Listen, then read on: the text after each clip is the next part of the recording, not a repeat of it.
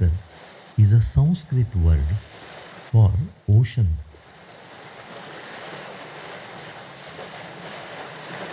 That simply means the ocean holds lots of gems within it. If we turn to the modern notion of marine biology, lots of gems of knowledge we can see in the marine biodiversity. For example, let us take ascidians, or they are also called sea squirts.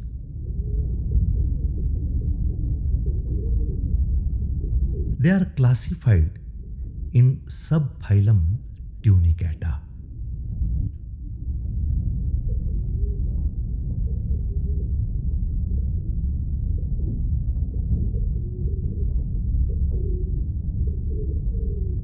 Sea squids are urochordates.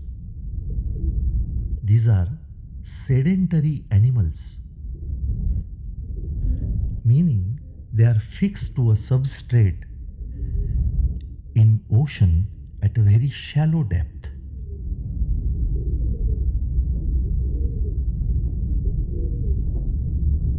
They don't show any locomotion and hence they are sedentary. Such animals which are fixed to a place, they are called sessile. For a long period, sea squids were thought to be plants, and that was because of the tunic that covered their body. Tunics of ascidians or sea squids, they are made up of polysaccharides, especially cellulose.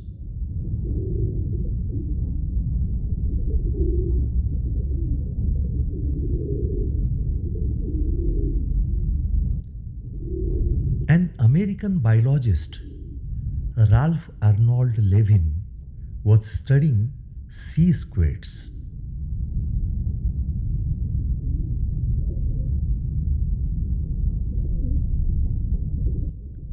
He found some microorganisms living symbiotically on the surface of ascidians.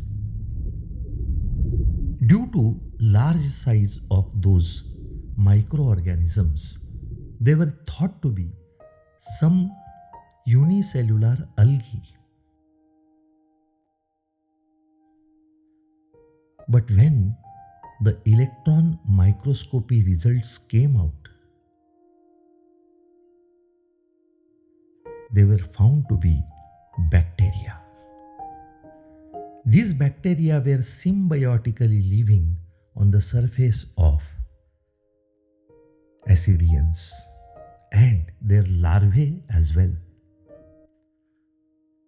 The special thing about these bacteria was they harvested light using chlorophyll A as well as chlorophyll B.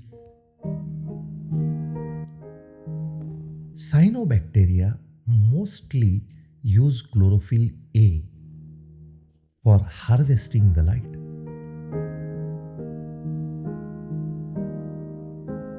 But presence of chlorophyll A as well as chlorophyll B is typically found in the chloroplasts of higher plants, and that was found in those bacteria.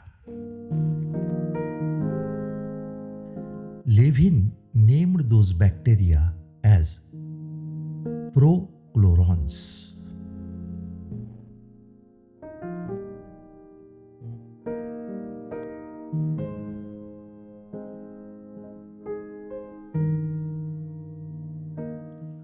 Hello friends, this is Lakshmi Raman Oza from Samarth Biology Tutorials Latur, and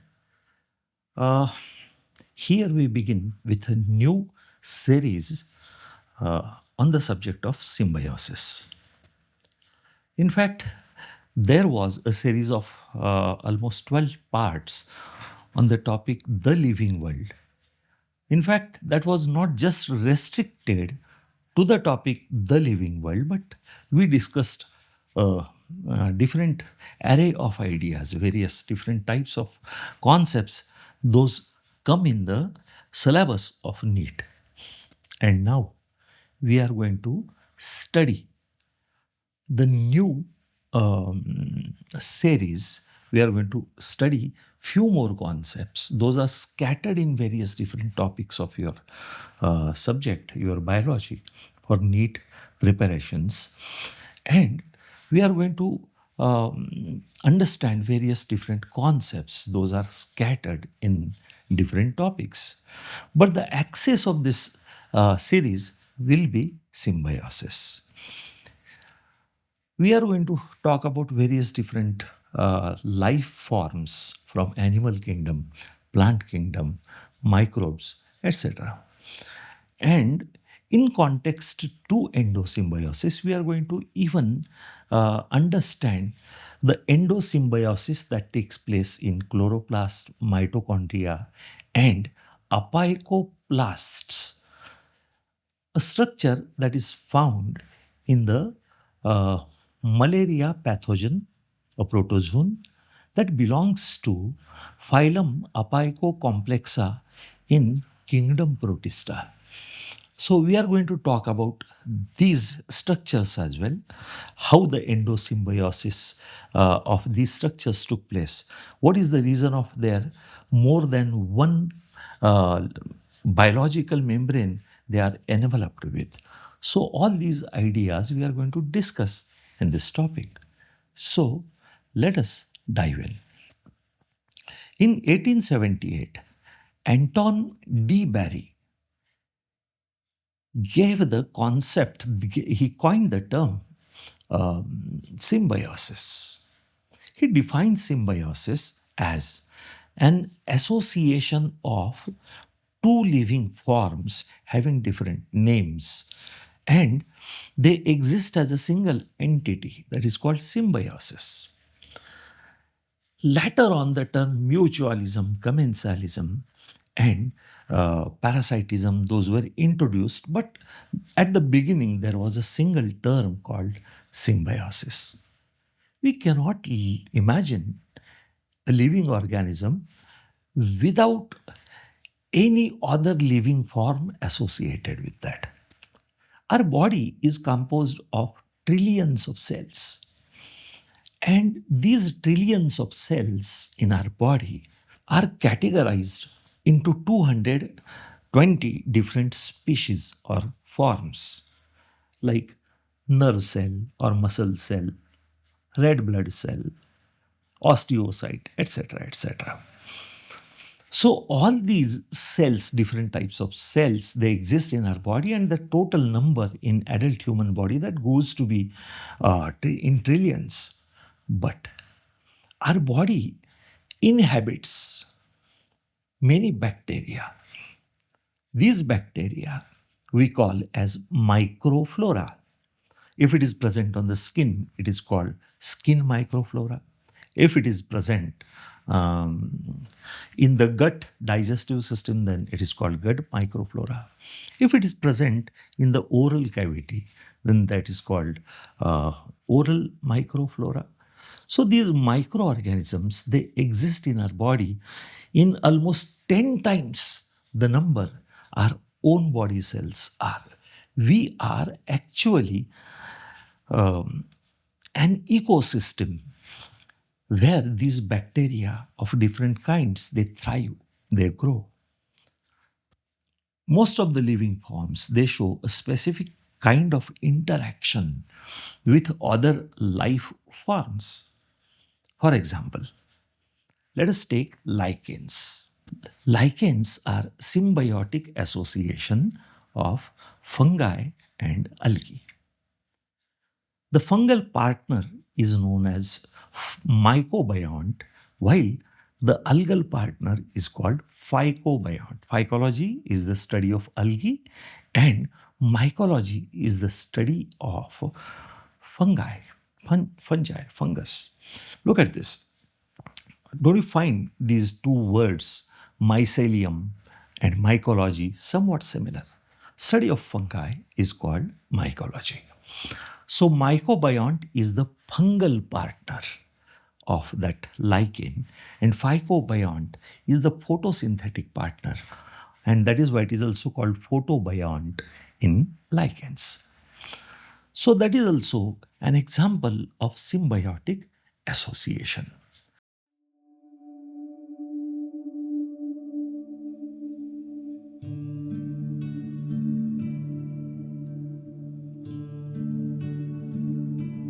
In the entire solar system, Earth is the only planet where such a beautiful biodiversity exists.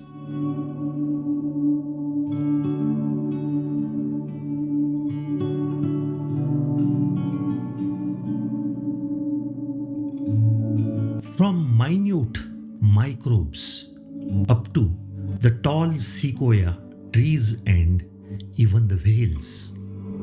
This biodiversity is outstanding.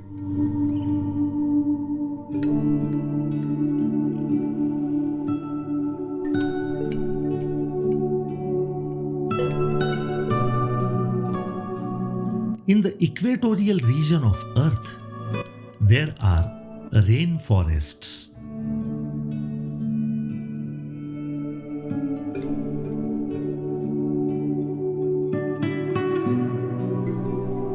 And in the ocean waters, there are coral reefs.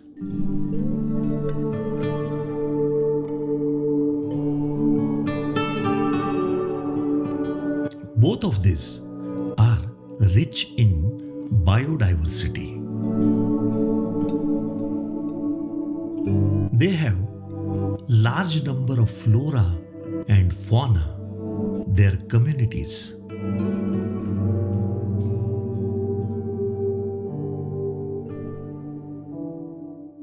But as we move towards the poles from equator,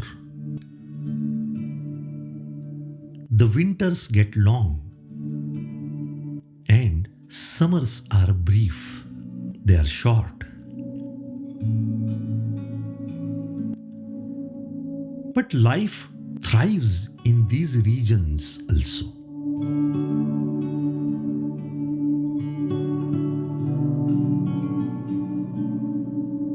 The biodiversity is not as rich as the equatorial region, but still there are living organisms.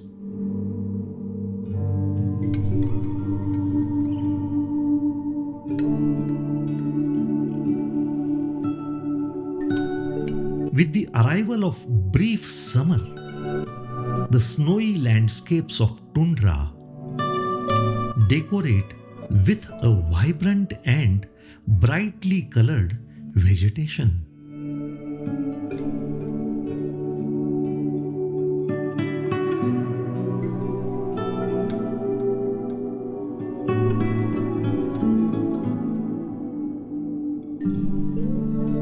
With just 4 or 5 species of flowering plants, these landscapes are dominated by beautiful looking lichens and mosses.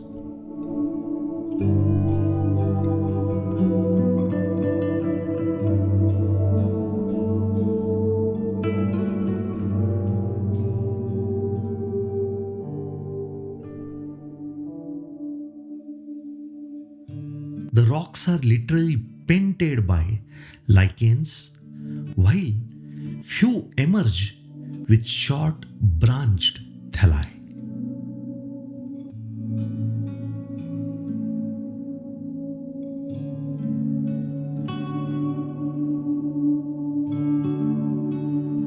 Reindeers are the only deers which survive this extremely cold environment.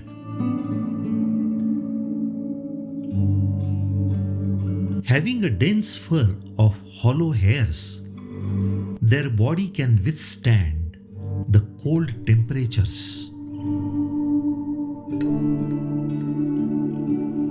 Reindeers specially feed upon a lichen called reindeer moss.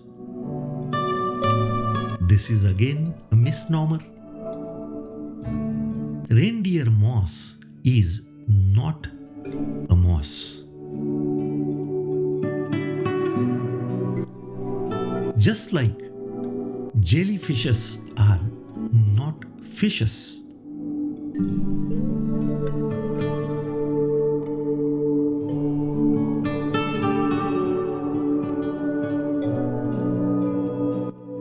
Fishes are vertebrates.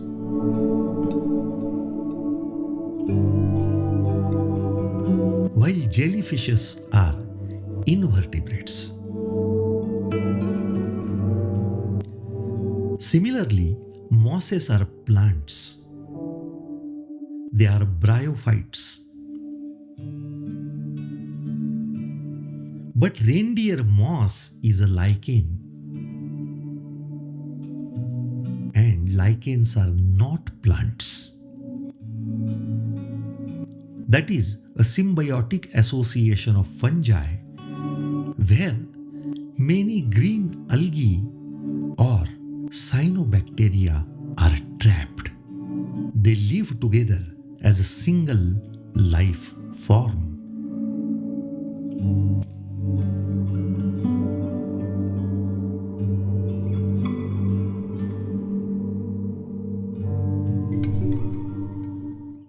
There are various different life forms which exhibit such symbiotic association. Now, here comes an important point that we need to understand. Just before de Barry gave the idea, he suggested the idea of symbiosis. His idea was not well accepted because of the existing notion of Darwinian concept, that was origin of species, that every species is a single life form. In fact, that is a protocol from the Lichens system of classification. Carolus Linnaeus, he gave the box in box system of classification. This box in box system of classification or hierarchical system of classification, in that we study many species come together and they are grouped into a genus. Many genera come together, they make a family. Many families come together and they make an order. Many orders come together and they make a class. Many classes come together and they make the divisions and phyla. So this is something what we call as box in box system of classification or hierarchical system of classification. Its basic unit, its basic unit is species. Species, biological species. Now, when we look at lichens, lichen is a symbiotic association of a fungus and an algal partner. Question is, how do we classify lichen as species? It is a symbiotic association of alga and fungus. So, how are we going to assign the name and how we are going to put that into protocols of taxonomy set by Carl Linnaeus? In fact, today we know almost more than 20,000 different species of lichens, and they are having variety of their importance, economic importance. But when this study was started, the concept suggested by this Anton de Barry, that wasn't accepted so easily. And we are going to talk about that in somewhat details in the next part. Thank you for listening me so kindly. This is Lakshmi Raman Ozha, and you were watching SBTL webcasts.